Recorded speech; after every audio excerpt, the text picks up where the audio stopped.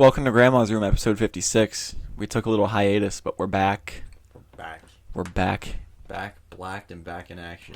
We're getting blacked and back in action.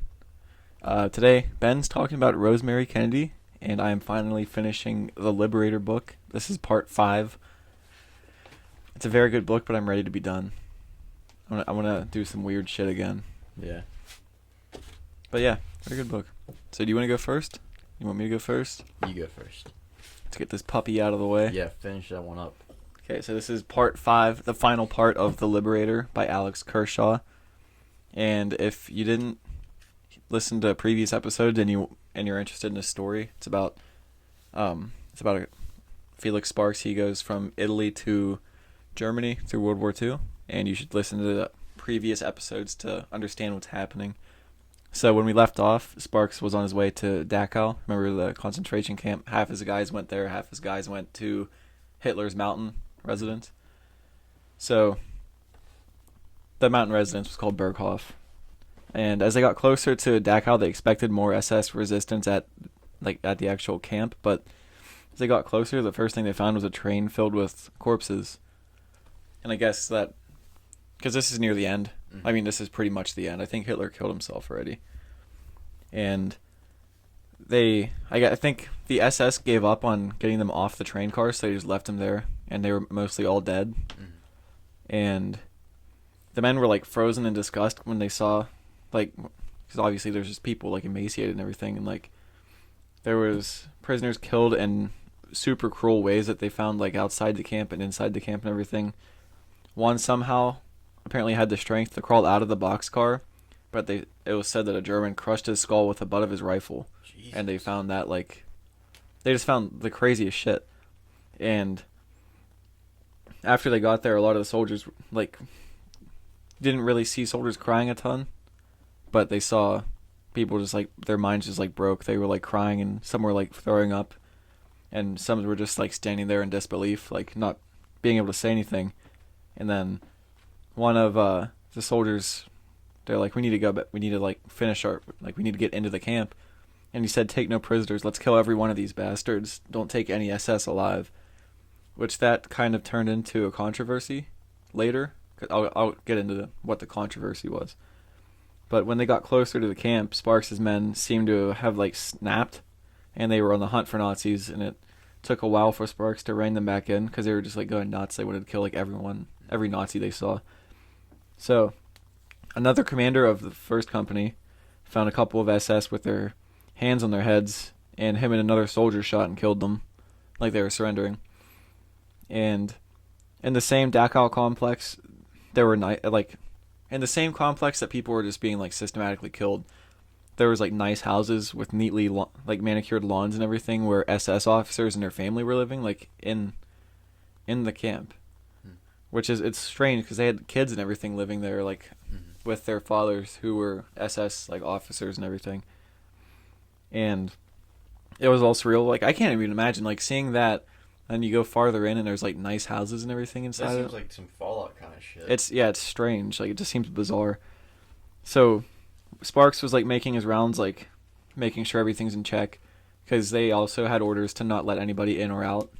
Even if they were prisoners, they wanted to make sure nobody got out in case there was SS sneaking out or people trying to get in, which that did happen, which I'll also get into. But Sparks was walking, I guess, to check something else out, and he heard firing, and he saw Walsh, who was another commander in the Thunderbirds. He was chasing a German, and when he caught him, he started beating him with his rifle, hysterically yelling "bastards" over and over again. And Sparks actually had to hit Walsh with his gun to get him to stop, because he wouldn't stop. He was just in a rage. And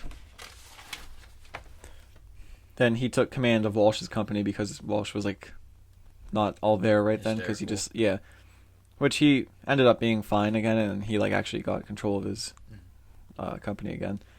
But they also found bodies piled to the cremation ceilings, because as the Germans ran out, they ran out of coal to burn them, so they were just throwing the bodies in there, because we needed. Yeah. I guess they were trying to kill as many as they could and escape. I don't know exactly what their plan was, but when the prisoners were free, they swarmed the Americans to thank them for like saving their lives, like the ones that could actually stand, because a lot of them were too weak to barely even move. Like, so then 4 SS men made a run for it, and the prisoners swarmed them and killed them, which had to have felt good. Yeah. So then the prisoners also started finding and killing other SS guards, and the US soldiers mostly turned a blind eye. And Walsh was better now, like I said. Him and another soldier were taken to another part of the camp by, his name was Gueris. He was a prisoner, and he was shown where the Nazis were experimenting with like exposure, frostbite, like high altitude, all like the crazy stuff there. Not the crazier stuff that they were doing. So later, when Sparks was walking through the camp, he saw groups of inmates attacking other inmates, and he found out that they were informers that like they were like ratting out other inmates to SS people, like guards and stuff. Yeah. So like that now it was like their time for revenge. Now that the SS wouldn't protect them, which is strange. That I don't know. The whole situation's just fucked up. So then General Lyndon and another reporter, which they didn't have any authority in the area, like Sparks was in charge of the area. He showed up with a reporter from America, and he demanded to be let inside by Sparks, and he refused. He was like, I have orders to not let anybody in or out. So they got into a fight because Lyndon outranked Sparks, and he was like, you're saying no to like, like... Ranting off for sure. Yeah, like you're not allowed to refuse orders, but I guess in that situation you could because it wasn't his jurisdiction. But they got into a fight, and he ordered a private to escort Lyndon and the reporter back to their Jeep. So then, on his way back, Lyndon hit Sparks' private on the head with he had like a riding crop he carried around for some reason. And, like people ride horses. And he said he didn't hit him enough to hurt him, but he hit him enough to like rattle him. And then Sparks just like lost his mind, so he pointed his pistol at the general's head and demanded that he left. And then he was like, "You have no idea what you just did," when he left. So he pretty much told him that he was finished, and he left. And then later Sparks, he told his superiors what happened, and they said they would take care of it. So nothing really came of that. I just can't imagine seeing that happen on the same side, and he just pulled his pistol and puts it onto his head, and he's like, you need to get out of here now. So then the next day, food and medical supplies finally arrived at the camp, and Sparks and his men were on their way to Munich now, like different part of Germany. Guess more people came in and just took their spot so they could keep going, do what they needed. So on their way, they came across German forward observers, which I'm pretty sure those are they just scout out what's going on, and like I think they mark targets for artillery and stuff. And they pretty much just gave up because they knew the war was lost, like almost as soon as they saw them. So yeah, this is the day that Hitler shot himself. So it's the day after they arrived at the camp, Hitler killed himself. Then the Thunderbirds, they finished their journey through Europe. They finished it in the Munich beer hall where Hitler first attempted revolution in 1923. That's pretty cool. Like where he first started like giving speeches. Mm-hmm. Yeah, I thought that was pretty like... Have you heard about that story? How he was just going around and... Yeah. It's like crazy. It's weird that like... Just like someone so small can gain that much power. And that was only like 80 years ago. Yeah. I mean... That's crazy to think about. Yeah, I mean... The whole thing was crazy. Our mic's making some noise. So, Thunderbirds, they finished their journey through Europe at that beer hall, and then there was an investigation into the executions of SS soldiers after the capture of Dachau, and Sparks, Walsh, and other soldiers, they faced court-martial because the situation when they found the SS officers, they lined them up against a wall, and they told them all to put their hands above their heads and to stay there, and then they set up a machine gun in front of it, and they're like, if anybody moves, you will be shot. Mm-hmm. And then it's kind of unclear what happened next, because like they don't know if someone was putting their hands down because they were tired, or if someone was starting to move forward. But then the machine gun opened up on these people, and then Walsh also, with his own rifle, opened up on them. Okay. And then Sparks, he heard the gunshots, he came running, and then screaming for them to stop, they wouldn't, so he started shooting in the air, and then they finally stopped. So then this was under investigation because some soldiers were saying that Sparks helped shoot the SS guards, which I'm gonna mark my notes right here. Later in his life, like decades after the war, they finally found 4 photographs of him shooting his pistol into the air. Okay. Like some some obscure soldier from that unit had pictures of him shooting into the air to get them to stop, and up until then it was a question, like, nobody knew if Sparks was helping execute those guards or not. Mm-hmm. So, like, finally, after decades, he was vindicated. That's cool. And he said that haunted him, that people thought he was executing prisoners. And, like, I don't know, it was just a big deal when they finally found those pictures. So, he had to meet, this is back in the war now, he had to meet with General Patton because Patton was now investigating this. And when he did, Patton remembered that Sparks had served under him in Africa and Sicily.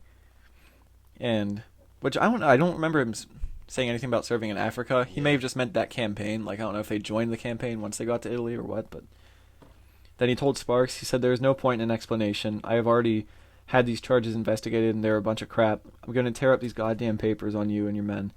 You have been a damn fine soldier, now go home." So, I guess now it was the time for him to go home. And, shit, I just lost my place. Okay. In the end, Thunderbirds suffered 62,907 casualties. And 3,650 of those were killed, 13,729 wounded in action, and then 41,647 were non-combat injuries. Which I was wondering what that could have meant. Like, just working on equipment and stuff happening or what, but that's a lot of people. Yeah. So, in July 1945, when he was supposed to be going home, he was assigned to go to Reims, France, as commandant of the sweep sub-area, and he was to oversee the transport of troops back to the United States. At this point, he just wanted to go home, which, obviously, Can't blame him. no.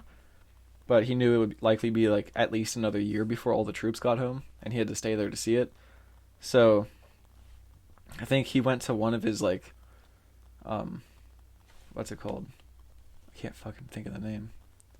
Like, his orderly, I guess, or one of his assistants. And he saw that there was other commanding officers in the area that could be doing his job, and then he saw a ship that had no officer on it. He was like, "Put my name on that." And then he put his name on it and went home. Nice. And when he got back to San Antonio, his wife, Mary, found a hotel to meet him, because they lived in Arizona, San Antonio, Texas. So, like, they finally met up after him being at war for years, and he finally met his son for the first time. He was like 2.5 years old by this time. And then Sparks talked to an adjutant, and when they got the authority to release people from the army, he told him to telegram him at Mary's address in Tucson because he wanted to go home. He was like, I guess I'll technically stay in the army, but I'm going home. Just tell me when I can come and get, like, released. So they went home, finally met his son. Like I said, a few days later, a telegram came and said he could be discharged, so it wasn't that long.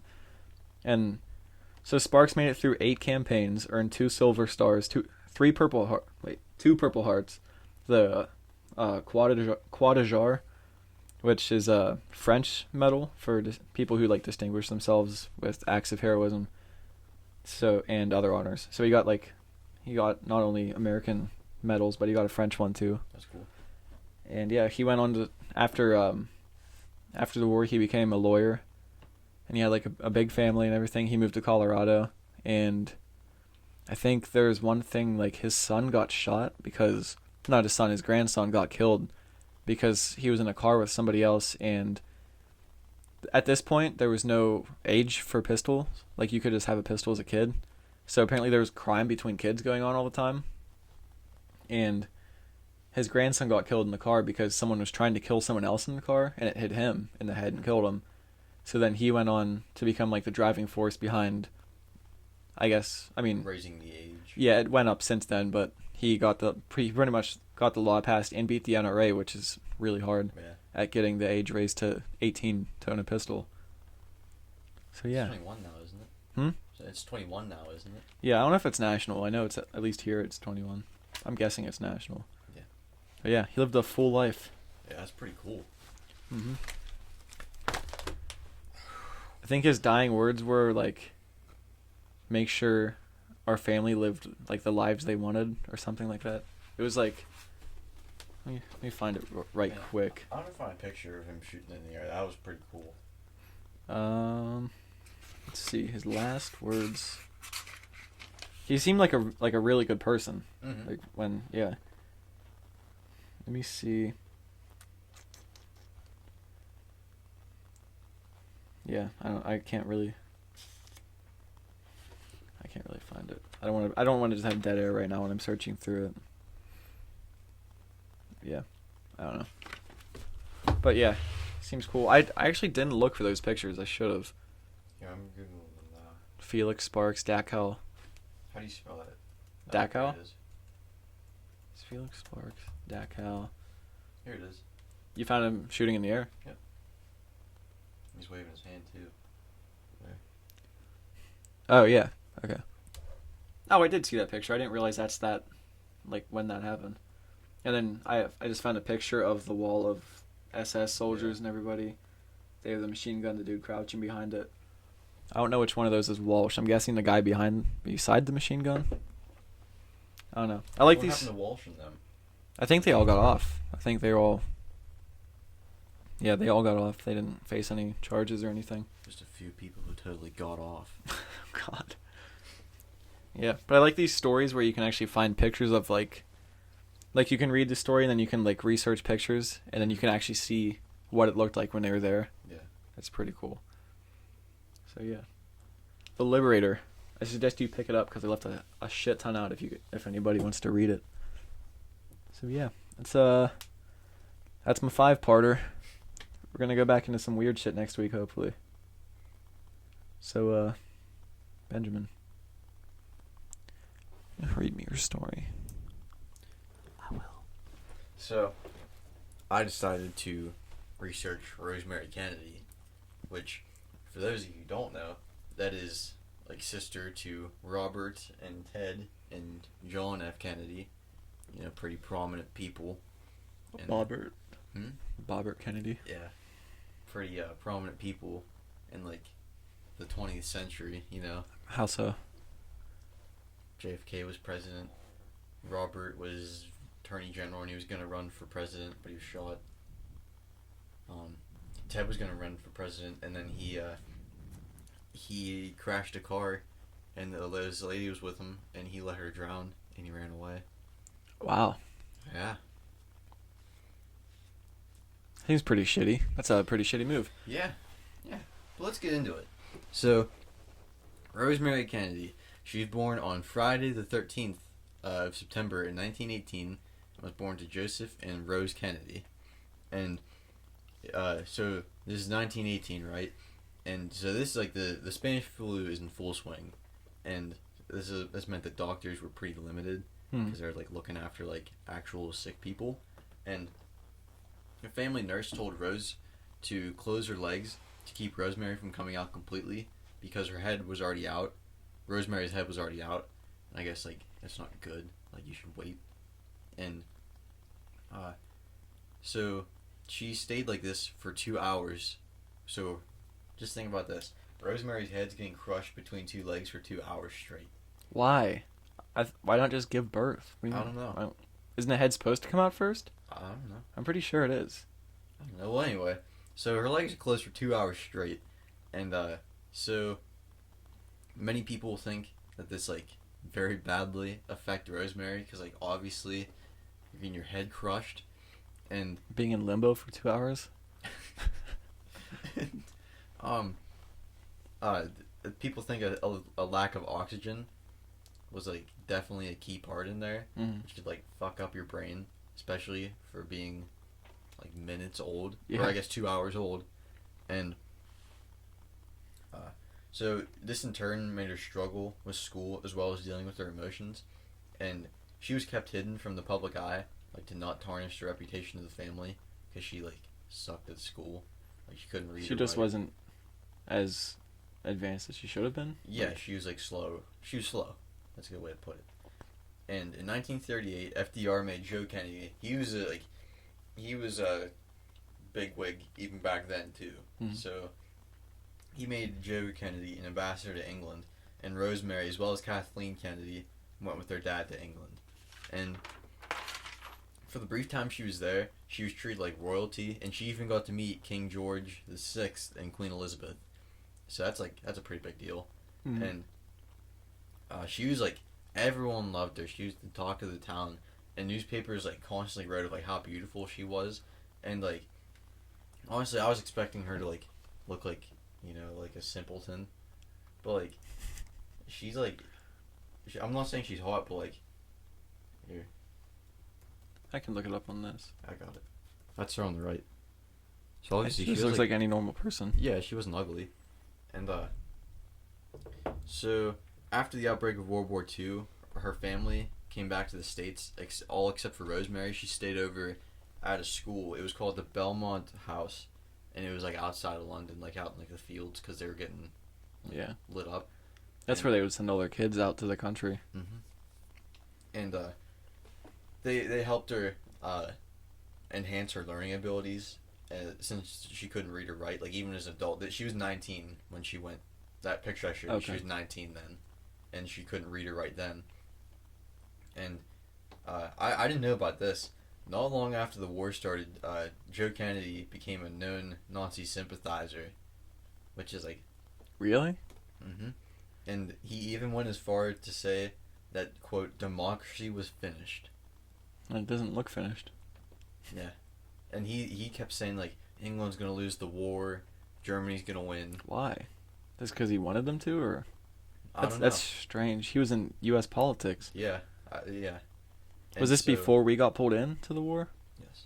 That he was saying this stuff? Mm-hmm. Okay. And in 1940, Joseph and Rosemary came back home, and this was very bad for Rosemary and Joe, because at this point, everyone knew, like, man, this guy's a fucking Nazi. Mm-hmm. Like, get him out of there. So he came back a disgrace, and her life, like, was like hell after this. Who? Rosemary's life? Okay. So everything she'd worked towards in England had completely fallen apart, since she wasn't getting love or care like she had been getting. Like, they just kind of swept her under the rug again. Yeah, and, she got the taste of the good life, and... Yeah. And, like, she had, like, friends over in England, and now, like, no one talked to her. Mm-hmm. And she also lost control of her emotions, and she also had, like, really bad seizures. And she also supposedly attacked her own grandfather, like beating on him. Jesus. Until, like, someone ripped her off of him. I don't know if it's true or not, but that was a story on there. And so the Kennedys would get calls, she was sent to a convent to sent to live with nuns. To love with nuns. Yeah. That'd be a good, like, romance movie. For To love with nuns. And so she's staying with these nuns, and like I would be pretty pissed off about living there with people that don't like me. The nuns didn't like her? Well, like they just thought of her like she's a pain in the ass. Here's Rosemary. Yeah. After like living in England, having all these people that do like you, and so she'd like break out all the time, and so the Kennedys would get calls like almost every night saying that they lost Rosemary, and then they'd find her just like wandering the streets. Mm. And one of her friends at the convent, it said that Rosemary reportedly snuck out so she could meet men that would give her attention, and like have sex with her and like give her attention that she wasn't getting. Not saying that she was getting that kind of attention in England by the people there, but after giving up on her, nuns called Joe Kennedy, and they're like, "You gotta do something, man. Like, we can't handle this. Yeah." And so we have worship to do. Yeah. And so at this point, this is like the 1940s. So she's been here for like a few years, and it's like this. And that covenant, I find it kind of weird that nuns would just like give up on. Yeah. That. Like not trying to save people. I thought like it was like, even if it was like a burden. Yeah. To like, yeah, it's strange. But they're human, I guess. Depends which nun. Yeah. Talking about The Conjuring 2. Yeah, that movie got me. So lobotomies were just introduced. You know what a lobotomy is, right? Yeah, it's like the spike in the brain. Yeah. So that was just introduced, and there have been like 5,000 done every year, I think, in the 40s. Damn. And it said that almost all of them were done on like young women, which like that's Rosemary. Mm-hmm. And there had been this pioneer. His name was Dr. Freeman, and like do you know which hospital that was at? I don't know. Was it in Maryland? I didn't know if it would ring a bell or anything.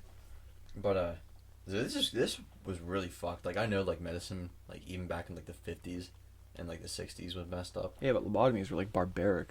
They literally hammered a spike into your brain and twisted it around. Dude, they strapped her down to an operating table. She was awake for all of this.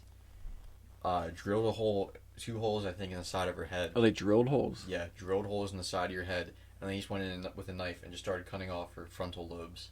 Jesus. So like obviously like being awake for Wait, that. they cut it off?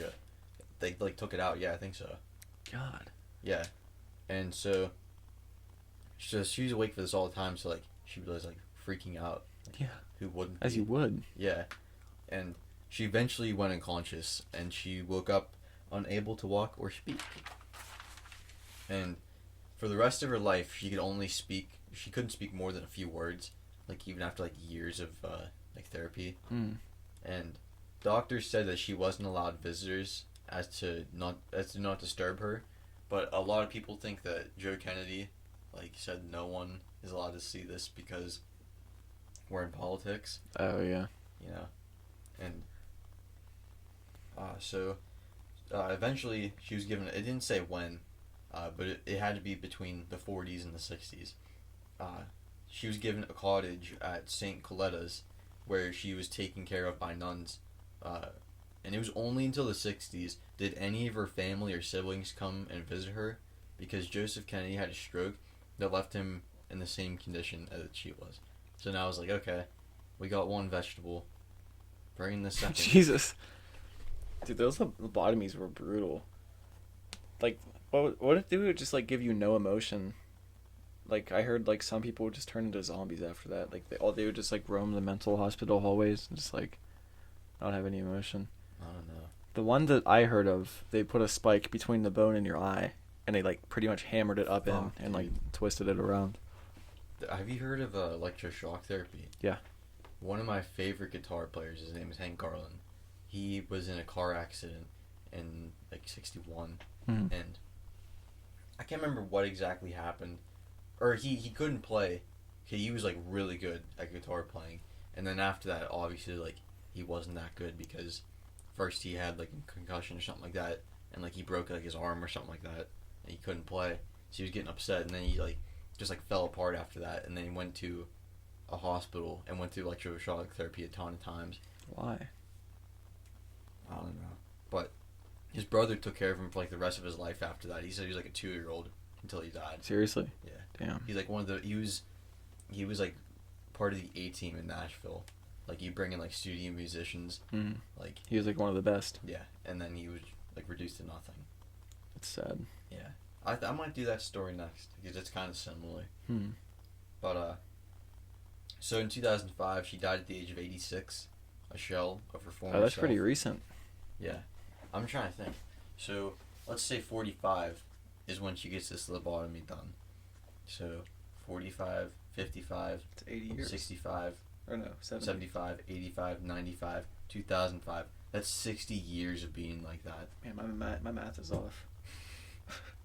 Yeah, but dude, that's rough. Yeah, that would fucking suck. Yeah. And like I can't believe like JFK, like one of our most like hailed presidents. And, like I'm not saying that's how he alone treated his sister, but like you know what I mean. Yeah.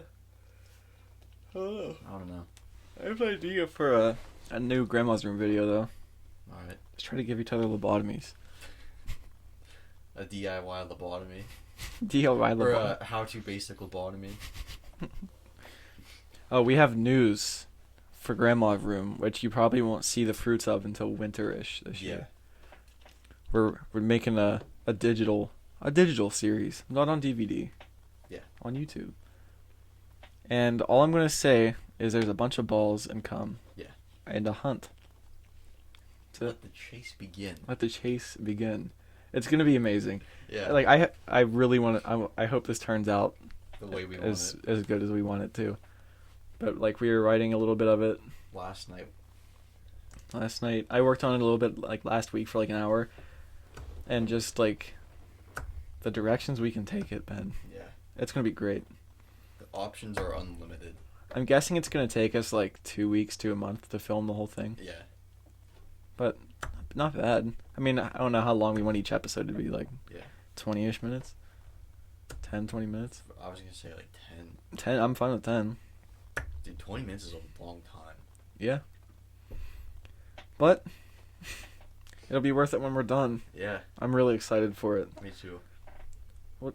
One last thing I'll say that's in it. Christopher Columbus. Yeah. Old man C. Lumbus. C. Lumbus. So yeah, dude, this hiatus. I've missed podcasting. Joffrey, we've only been at this for a half hour. I'm not ending it. Okay. I I was thought just you were. I was just making conversation. So, What do you want to talk about? well, how about we talk about why we've been gone? I had a lobotomy. And Ben had an ass-lotomy. I had a hysterectomy. Hysterectomy? Yeah. Christ. Nah, I went to the beach. When I was in Nashville. I went to Nashville. Did some surfing and guitar playing between the two of us. It was fun. I want to go back. Yeah, me too. I think we should just move the whole podcast down there. Let's move like all the houses that our family has right now. The physical houses? Yes. They can do that. I know they can. It's going to cost a lot of money. We got it. That's no issue. Yeah. We can just take the land. We'll just sell our guitars. I'll get like maybe 600 out of my guitars.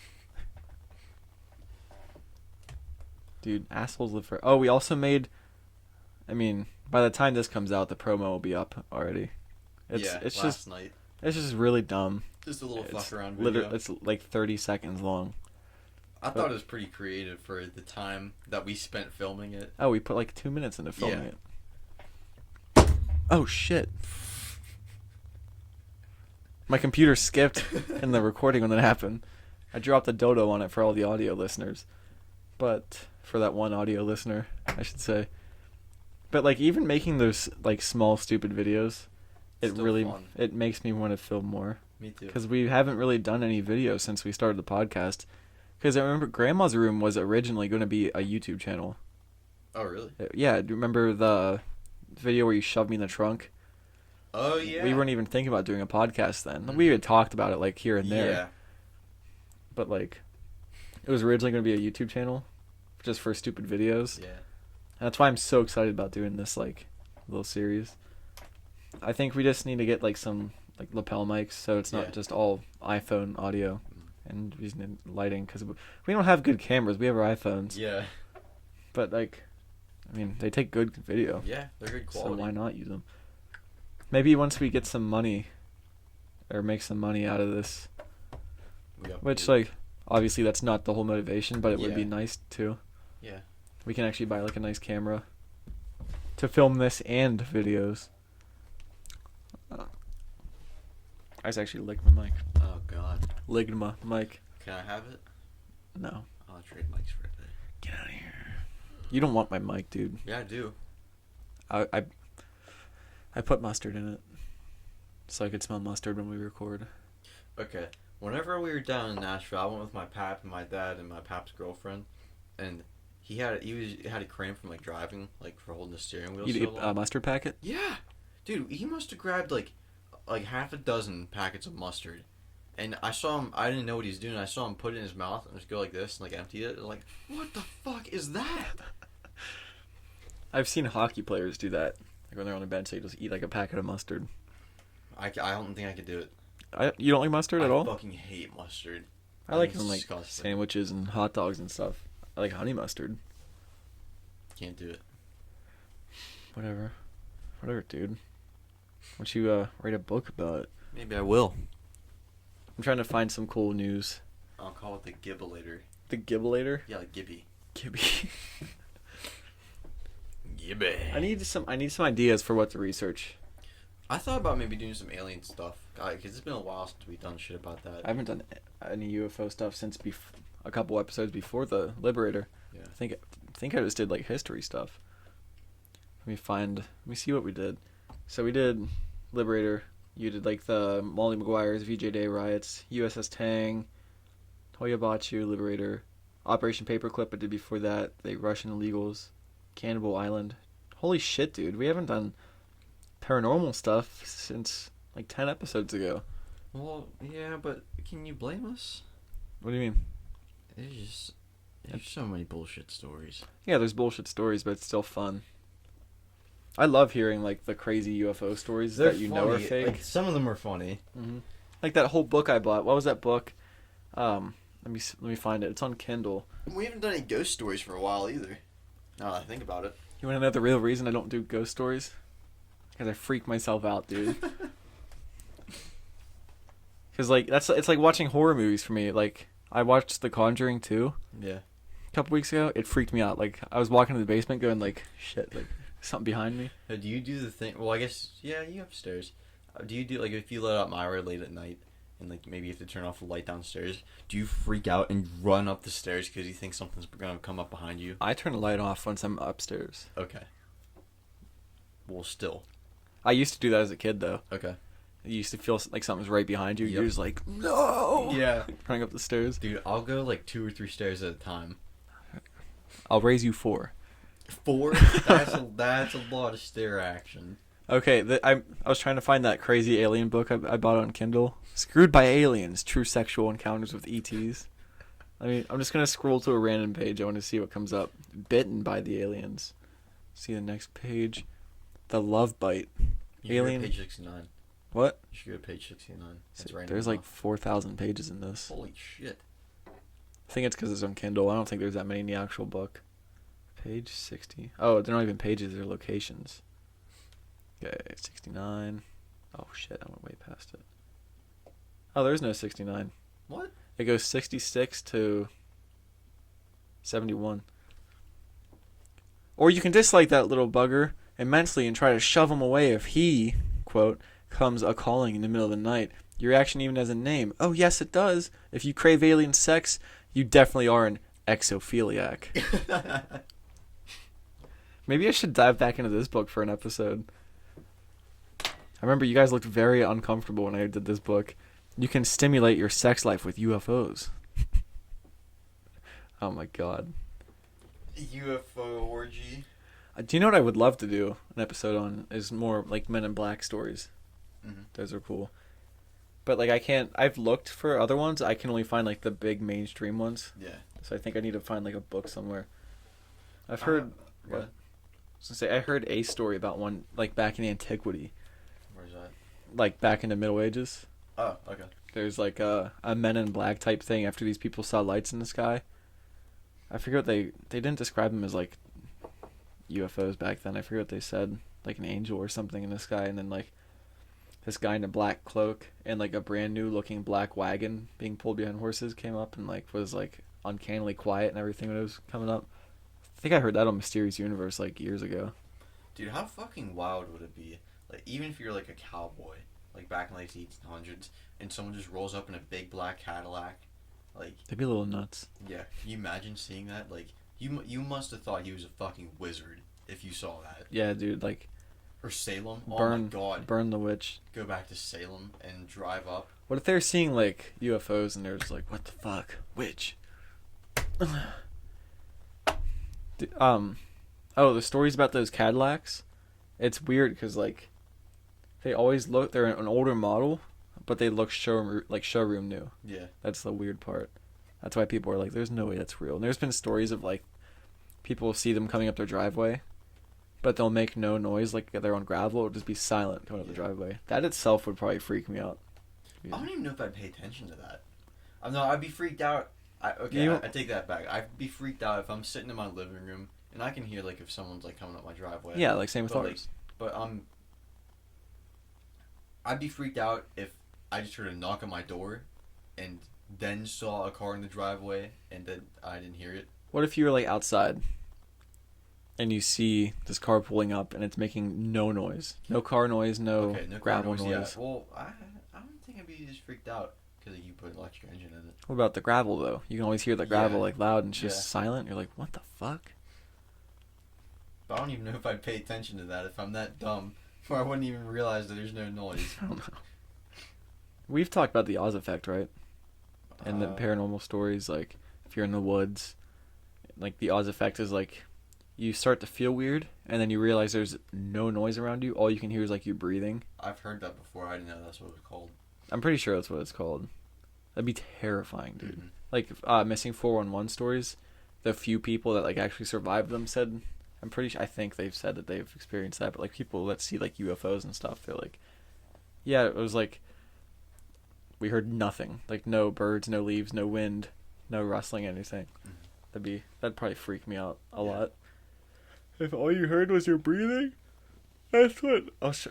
When Vincenzo and I went backpacking last year, we like camped out like 13 miles into the woods. I kept bringing that up to him.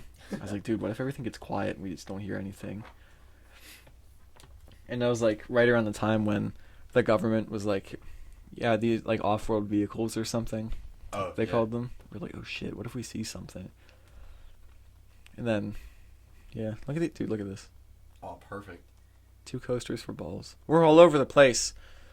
It's a big welcome back show. You like it? Yeah. Is it worth it? Where do you want to go in the future with this? Like, what are our big grandma's room plans? I want to do something big. Like how big? Like production company. This big? I'm thinking like maybe that big. That's not that big.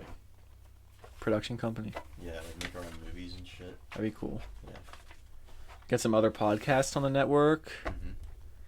I mean, if we do that, we'd have to get rid of Buzzsprout and make our own thing. Why? I think. I don't know. No, Buzzsprout's pretty awesome. They always like, I don't know if, are you connected to the grandma's room email? No. I think I am on Docs. They always like update you with like how many listens you got, how many downloads you got, and like tips to grow your podcast and stuff like that. That's cool. There's like stuff for video and audio they give you, and like it's pretty cool. Not an ad, just it's our host. What other books do I have? What other Kindle books do I have, Ben? I was clicking on the Kindle app, like, why won't it open? But it's already open right in front of my face. I have Truth Proof. That book was pretty cool. About the UFOs in England. Oh, okay. I have Incredible Alien Encounters by Tim R. Schwartz. I don't know, man. Oh, there's this picture of, like, this weird tall being with lasers shooting out of its eyes. A being materialized in Barbara Hudson's bedroom, shooting beams of light out of its eyes. Barbara Hudson. Does it sound familiar? Yes. Because I did a story on her. Okay. A while ago. Like, she was in Manhattan, I think, and the aliens came into her apartment. Yeah. Was there something sexual with that one? I can't remember. I don't think so. They, like, took her into a room, into a mist. The entity stepped out first and reached for me, grabbing me at the waist and pulling me down after him. Before leaving, he told me that there would be further contacts, but he... Oh, wasn't she, like, living with her kid and her parents or something? If I'm thinking of... You said it's in New York, right? Yeah. If I'm thinking of the right story, she, like, got, like, sucked out of her bedroom and, like, cops saw it from underneath, like, the Brooklyn Bridge or something like that. Is that the same one? And there's, like, 13 people who saw it. Is it the same one? I think so. I know that story. Wasn't there, like, personal security or something that saw it? Yeah, cops saw it. They were sitting in the Was it car. cops? Yeah. Okay. Couldn't remember if they were like bodyguards or somebody or whatnot. Yeah, a lot of those stories are nuts, but I like them. Mm-hmm. Those are my jam. I'm trying to think of other... Oh, dude, I was listening to Mysterious Universe. They were talking about this book about sleep and like health effects you can get like by not having enough sleep. It's fucking scary, dude. If you don't get like 7 to 8 hours of sleep every night, 7 to 9, I think, it's like it raises your chances for like Alzheimer's and everything. Really? Like later in life, yeah. And like they say, if you get 6 hours of sleep a night for like 10 nights, it actually stunts your brain, and you're the equivalent of someone who gets like 4 hours of sleep a night. But if you get 4 hours of sleep a night for a certain amount of time, it's the same as having no sleep for 3 days straight. So like, by not getting enough sleep consistently, you're just like not as like highly functioning as you should be. Mm-hmm. It's crazy. Crazy. I want to get that book. What do you want to talk about? I don't know. This has been quite like the quiet episode back. Yeah, especially for a comeback episode. CUM back? Yeah, comeback. All over the back. The comeback. Let's go to Popular Science, see what's new with science. What is PlayStation Now versus PlayStation Plus? What is PlayStation Plus? Premium, maybe. Huh? Pornhub Premium. Oh. Yes. Yeah, that's most likely it. Damn, I haven't looked at this in 4 weeks. Popular Science. What do they have this in space? 22 weeks ago. Check out there's a map of black holes. Damn, boy. Are they going to navigate through it like icebergs? It's gonna be like what's it called? Interstellar. You haven't seen the movie? He goes through a black hole and goes into the Tesseract. And love is more powerful than anything. But not more powerful than family. Yeah, family is what? Family's number one. Home is where the fart is, Ben. I think we should end this, dude. Yeah. This is getting... It's getting stinky. We'll have more for you next week, we promise. Right? Yeah. I promise. I promise. Teehee. So, yeah, I guess stay golden. Yeah. You can follow us on Instagram, Grandma's Room Podcast, Twitter, room_grandma. We are on Facebook. I haven't posted shit on Facebook. Oh, you have your page. Yep. Okay. You ready, gang? Is that horrible? Not too bad. Stitcher, Google Podcasts, Spotify, iTunes, YouTube, Rumble, Storyfire? Storyfire. We're on Storyfire now. Storyfire. It's another YouTube-ish website, but it allows for more edgy content. Yeah. And then our Spotify playlists include Grandma's Crimbistry, Grandma's Saloon, Grandma's Guitar Case, Grandma's Trap House, Grandma's Jukebox, Grandma's Clam Jams, and Grandma's Opium Den. All sorts of genres. Yeah. Just our jamming music. All music we dig. Jamming. Yeah. What's this? I'll right to this. Oh, ridiculous Bigfoot stories. Ridiculous Bigfoot stories? Yeah. Like maybe stuff I could do or you could do. Oh, like, Dog okay. idea. Just notes for... I see. Some of those Bigfoot stories are funny. Yeah. There's one... Go ahead. No, you go ahead. Go ahead. Go ahead. No, I don't want... No! I refuse to speak, Ben. Go ahead. Okay, I have a story. There's apparently a Bigfoot that was like stomping up on this lady's deck. So she came out with a shotgun, shot it like directly in the chest, and it just disappeared. It was just gone. She was like, he just vanished right before my eyes. That's not true. There is also theories that he's not even in this dimension. He's like interdimensional. That's why we can never find proof of him. That's retarded. I can't say that. That's stupid. You can say that. We've said it a million times on this. Have we? Yes. Okay. Well, that's retarded. I like my words. I like my words like I like my cocks. Black. Long. Repulsive. Oh. Okay, I think that's it. Yeah. Stay golden, Offending. grandchildren. That's how I like my cock. Offensive? Offending. Oh, God.